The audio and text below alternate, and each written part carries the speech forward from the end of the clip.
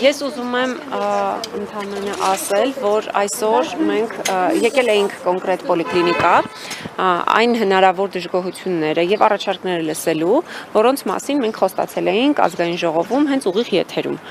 Մենք լսել ենք եւ արձանագրել ենք բազմաթիվ դժգոհություններ մինչեւ այստեղ գալը համակարգային եւ հիմա որոշել ենք, որ տարբեր այցերով պիտի մենք ուղիղ բժիշկներից հասկանանք ինչ խնդիրներ կան։ Մենք հանդիպեցինք այսօր երկու կաբինետային բժիշկների հետ եւ երկուսի մոտ էլ արձանագրեցինք, որ իրենք աշխատավարձը ցածր են ստացել։ Այսինքն ծանրաբեռնվածությունը մարդկանց մեծանում է,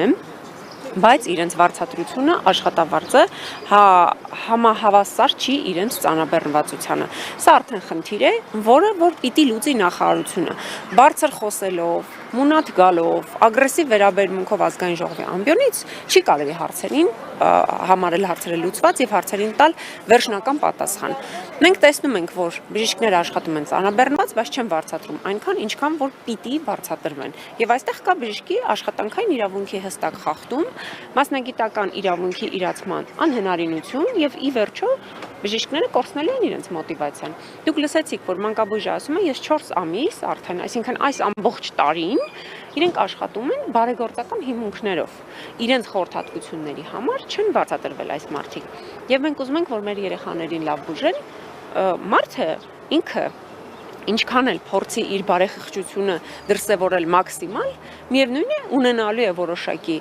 ժամանակահատված իր կյանքում, որ ասել է լավ, ես ինչի համար պիտի աշխատեմ ի վերջո բարեգործական հիմունքներում, մինչև երբ։ Այս հարցի պատասխանն է, որ այսօր մենք պիտի փորձենք ազգային ժողովում բարձրացնել նախարարի մոտ, որը բերել է եւ նորից ծանրաբեռնվածությունը մեծացնում է։ Այսօրվա նախագծով, որ արտահերթի շրջանակներում է, նախատեսվում է, որ տաքսի ծառայության նաեւ ներկայացուցիչները պիտի ներգրավեն ապահովագրական համակարգում։ Շատ լավ է, թող տաքսիստներն էլ առողջ լինեն, բոլորն էլ թող գան, հնարավորություն ունենան բուժվելու, բայց այստեղ կարևոր է բժիշկների ծանրաբեռնվածությունը, որ մեծանում է։ Դուք արդյոք դրան զուգահեռ բարձրացնում եք նրանց եկամուտները։ Արդյոք նրանց ծանրաբեռնվածությանը համահավասար են այն հնարավոր վարձատրությունը եւ փոխհատուցումները, որոնք որ պիտի արվեն պետության կողմից։ Այս խնդիրն է, որ մինչև վերջ լուծված չէ եւ անընդհատ փորձ են անում լրացնել ուղղակի։ Մենք գիտենք, որ տարբեր հաստատություններում եղել են ահազանգեր, աշխատանքից ազատումներ, նախարարի կամ նախարարության հասցեին քննադատական միտք հայտնելու համար։ Ես կոնկրետ ճանաչում եմ մի բժշկի, հաստատության անունը չեմ տալու, զուտ չթիրախավորելու համար հաստատությունը, բայց ես նաև ահազանգի միջոցով եմ ուզում սա հնչեցնել եւ եթե շարունակվի այդ գործընթացը, արդեն մենք հստակ անուններով ենք խոսելու, որովհետեւ չի կարելի բժիշկների մասնագիտական իրավունքները ոտնահարել միայն նրա համար, որ համարձակվել են քննադատել իրենց իսկ ոլորտը մասնագիտական, որտեղ անհնարինություն ունեն աշխատանքի։ Սա խնդիր է եւ մանավանդ հիմա մենք երբ որ տեսնում ենք, որ հունիսի 7-ն է մինչեւ ամեն ինչը պլանավորվում, բոլոր բյուջետային հատկացումները, բոլոր հնարավոր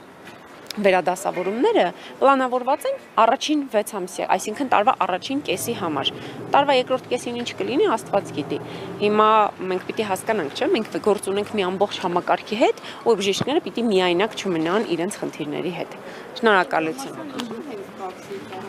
Եթե ոչ լրագրողները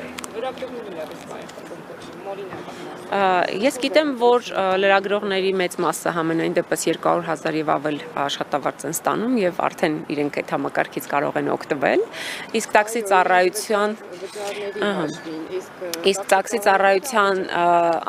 ծառայության աշխատակիցները իրենք դիմել են, որոշակի խնդիրներ են բարձրացրել եւ քանի որ իրենց վարձատրությունը սպეციფიկ է, ինչ որ օրականով է